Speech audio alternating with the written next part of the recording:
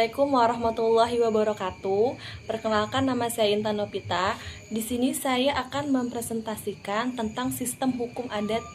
Nah, jadi di sini ada sejarah hukum adat di Indonesia. Sejarah sebelum kemerdekaan. Periode sejarah hukum adat ini pada masa penjajahan Belanda terbagi dalam beberapa zaman, yaitu ada zaman Daedalus, zaman Raffles, zaman Van den Bosch, dan zaman Chayrebaudt. Nah, pada zaman Daedalus beranggapan bahwa memang ada hukum yang hidup dalam masyarakat. Ada, tetapi derajatnya lebih rendah dari hukum Eropa. Jadi tidak akan mempengaruhi apa-apa sehingga hukum Eropa tidak akan mengalami perubahan karenanya. Nah, pada zaman Raffles, zaman ini Gubernur Jenderal dari Inggris membentuk komisi panitia yang tugasnya mengkaji atau meneliti peraturan-peraturan yang ada dalam masyarakat untuk mengadakan perubahan-perubahan yang pasti dalam membentuk pemerintahan yang dipimpinnya. Setelah hasil penelitian, komisi dikumpulkan pada tanggal 11 Februari 1814, dibuat peraturan yaitu Regulation for the More Effectual Administration of Justice in the Provincial Court of Java. Nah, yang ketiga, pada zaman Van den Bosch, pada zaman ini, hukum waris itu dilakukan menurut hukum Islam, serta hak atas tanah adalah campuran antara peraturan Bremen dan Islam. Nah, yang keempat, zaman Chayrebaudt. Pada zaman ini sudah banyak perhatian pada hukum adat, nah misalnya tentang melindungi hak-hak ulayat. Demikian juga putra-putri Indonesia sudah menulis disertai mengenai hukum adat di perguruan tinggi di Belanda antara lain tahun 1922, yaitu menulis tentang wakaf, menulis tentang gadai sawah, dan juga hukum tanah suku Batak. Nah, pada tahun 1927 yang tentang menulis hak tanah di kerajaan-kerajaan. Nah, selanjutnya ada sejarah hukum adat di Indonesia. Setelah kemerdekaan, pasal 2 Aturan Peralihan Undang-Undang 1945 mengakui keberadaan hukum adat yang menyatakan badan negara dan peraturan yang masih berlaku selama diadakan yang baru menurut Undang-Undang Dasar 1945 dalam Konstitusi Republik Indonesia Serikat, yaitu RIS, juga mengatur mengenai hukum adat antara lain pasal 144 ayat 1 tentang hakim adat dan hakim agama, pasal 145 ayat 2 tentang pengadilan adat, dan pasal 146 ayat 1 tentang aturan hukum adat yang menjadi dasar hukuman. Nah, ciri-ciri hukum adat itu adalah tidak tertulis dalam bentuk perundangan dan tidak dikodifikasi. Nah, yang kedua, tidak tersusun secara sistematis. Nah, yang ketiga, tidak dihimpun dalam bentuk kitab perundangan. Nah, yang keempat itu tidak teratur. Yang kelima, keputusannya tidak memakai konsideran atau pertimbangan. Nah, yang keenam, pasal-pasal aturannya tidak sistematis dan tidak mempunyai penjelasan. Nah, di sini juga ada perbedaan antara adat dengan hukum adat menurut berbagai pendapat sarjana, yaitu menurut Terhar, suatu adat akan menjadi hukum adat apabila ada keputusan dari kepala adat, dan apabila tidak ada keputusan, maka itu tetap merupakan tingkah laku atau adat. Nah, menurut Van Vollenhoven, suatu kebiasaan atau adat akan menjadi hukum adat apabila kebiasaan itu dijatuhkan sanksi.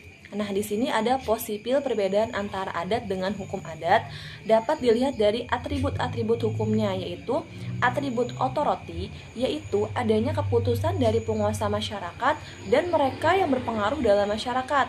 Nah, yang kedua yaitu putusan kepala adat mempunyai jangka waktu panjang dan harus dianggap berlaku juga di kemudian hari terhadap suatu peristiwa. Nah, yang ketiga adanya sanksi atau imbalan, yaitu putusan dari pihak yang berkuasa harus dikuatkan dengan saksi atau imbalan yang berupa sanksi jasmani maupun sanksi rohani berupa rasa takut, rasa malu, rasa benci, dan sebagainya. Nah, adat atau kebiasaan mencakup aspek yang sangat luas, sedangkan hukum adat hanyalah sebagian kecil yang telah diputuskan untuk menjadi hukum adat. Nah, yang terakhir, hukum adat mempunyai nilai-nilai yang dianggap sakral atau suci, sedangkan adat tidak mempunyai nilai. Nah, di sini ada kedudukan hukum adat dalam sistem hukum. Hukum dan hukum adat mempunyai arti yang sama, yaitu sebagai suatu rangkaian norma yang mengatur tingkah laku dan perbuatan dalam hidup bermasyarakat dengan tujuan terciptanya suatu ketertiban dalam masyarakat. Yang membedakannya adalah hukum adat berlaku bagi orang Indonesia. Sifatnya tidak tertulis dan tidak dibuat oleh legislatif. Nah, pemikiran legalisme termasuk aliran positivisme dan aliran mazhab sejarah, aliran legalisme menghendaki bahwa pembuatan hukum dapat begitu saja dilakukan dengan undang-undang, sedangkan aliran sejarah menentang penyamaan hukum dengan undang-undang sebab hukum tidak mungkin dibuat melainkan harus tumbuh dan kesadaran hukum bermasyarakat. Nah, di sini ada sistem hukum adat di Indonesia. Hukum adat adalah sistem hukum yang dikenal dalam lingkungan kehidupan sosial di Indonesia dan negara-negara Asia lainnya seperti Jepang, India, dan Tiongkok. Sumbernya adalah peraturan-peraturan hukum tidak tertulis yang tumbuh dan berkembang dan dipertahankan dengan kesadaran hukum masyarakatnya. Peraturan-peraturan ini tidak tertulis dan tumbuh kembang, maka hukum adat memiliki kemampuan menyesuaikan diri dan elastis. Penegak hukum adat adalah pemuka adat sebagai pemimpin yang sangat disegani dan besar pengaruhnya dalam lingkungan masyarakat adat untuk menjaga keutuhan hidup yang sejahtera. Hukum adat ini didasarkan pada nilai-nilai yang hidup dalam setiap masyarakat hukum adat. Apabila didasarkan pada perwilayahan lingkungan masyarakat adat, sebagaimana dikemukakan oleh Cornelis van Volhoven, maka akan memiliki nilai-nilai hukum adat pada setiap masyarakat adat di 23 lingkungan wilayah adat. Sedangkan menurut Guest, maka akan memiliki nilai-nilai hukum adat pada setiap masyarakat adat di 350 lingkungan wilayah adat beserta budayanya. Nah, hukum adat ini terdiri dari berbagai macam hukum adat. Menurut Puchta, murid von Savigny, hukum adat semacam ini tidak dapat dijadikan hukum secara nasional, hanya sebagai keyakinan bagi masyarakat masing-masing. Nah, nilai-nilainya juga tidak dapat dimasukkan di dalam sistem hukum nasional, kecuali hukum adat yang dimiliki, diyakini, dan diamalkan secara terus-menerus oleh bangsa atau masyarakat nasional, dapat dijadikan hukum secara nasional setelah melalui proses pengesahan di lembaga legislatif dan atau eksekutif, dan nilai-nilainya dapat dimasukkan ke dalam sistem hukum nasional. Selanjutnya, perbedaan sistem hukum adat dan hukum barat. Hukum adat adalah hukum non-statutair yang sebagian besar merupakan kebiasaan dan sebagian lagi merupakan hukum Islam.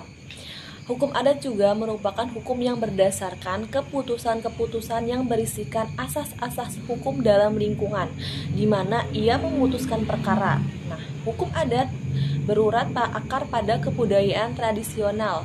Hukum adat juga merupakan suatu hukum yang hidup karena ia menjelmakan perasaan hukum yang nyata dari rakyat. Hukum adat berbeda dengan hukum yang bersumber dari Romawi atau Eropa kontinental lainnya. Hukum adat bersifat pragmatis realisme, artinya mampu memberikan kebutuhan masyarakat yang bersifat fungsional religius, sehingga hukum adat mempunyai fungsi sosial atau keadilan sosial. Di sini ada 3 sifat menjadi ciri-ciri hukum adat, yaitu sebagai berikut.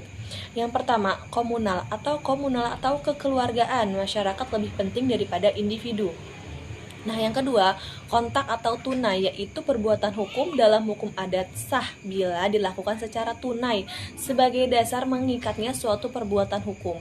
Nah, yang ketiga, konkret atau nyata atau real, perbuatan hukum yang dinyatakan sah bila dilakukan secara konkret bentuk perbuatan hukumnya. Masyarakat hukum adat juga disebut sebagai masyarakat tradisional dan dikenal dengan kata masyarakat adat dalam kehidupan sehari-hari. Masyarakat hukum adat merupakan sekelompok manusia yang taat pada peraturan yang berupa hukum yang mengatur tingkah laku manusia dalam hubungan dengan manusia yang lain, yang berupa kumpulan dari kebiasaan dan norma kesusilaan yang benar-benar hidup dan diyakini oleh masyarakat, dan pelakunya akan mendapat sanksi dari penguasa adat apabila dilanggar dalam hukum adat ada 2 unsur yang harus dipenuhi sehingga dapat dikatakan sebagai hukum adat. Dan unsur inilah yang menimbulkan adanya kewajiban hukum, yaitu yang pertama, unsur kenyataan yang menyatakan bahwa adat itu dalam keadaan yang selalu diindahkan oleh rakyat. Nah, yang kedua, unsur psikologis, yaitu bahwa dengan unsur ini maka terdapat adanya keyakinan pada rakyat bahwa adat yang dimaksud mempunyai kekuatan hukum. Nah, secara histori, hukum yang ada di Indonesia ini bersumber dari 2 sumber, yaitu bersumber dari hukum yang dibawa oleh orang asing, yaitu dari Belanda, dan bersumber dari hukum yang lahir dan tumbuh di negara Indonesia itu sendiri. Dan menurut Van Vollenhoven adalah seorang peneliti yang berhasil membuktikan bahwa negara Indonesia memiliki hukum adat yang asli. Nah, kesimpulannya yang tadi materi yang telah saya paparkan di atas dapat ditarik beberapa kesimpulannya, yaitu 1. Kedudukan hukum adat dalam sistem hukum sama dengan kedudukan hukum pada umumnya. Yang membedakannya adalah hukum adat hanya berlaku untuk orang Indonesia dan sifatnya itu tidak tertulis. Nah, yang kedua, Undang-Undang 1945 sebagai konstitusi mengakui di samping hukum tertulis juga ada hukum yang tidak tertulis. Hukum adat merupakan hukum yang tidak tertulis. Nah, yang ketiga, UUD 1945 lebih mengutamakan hukum yang tertulis, yaitu undang-undang dalam rangka menciptakan ketertiban dalam masyarakat.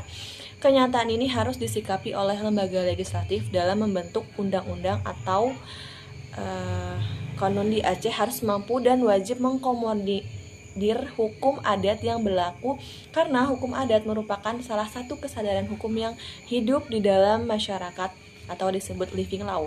Nah, yang terakhir, peranan hakim sebagai penemuan hukum sangat penting untuk memperhatikan kesadaran hukum yang hidup dalam masyarakat sebagai pertimbangan dalam memutus suatu sengketa. Dengan demikian, jurisprudensi merupakan salah satu sumber pengenal hukum yang hidup di dalam masyarakat.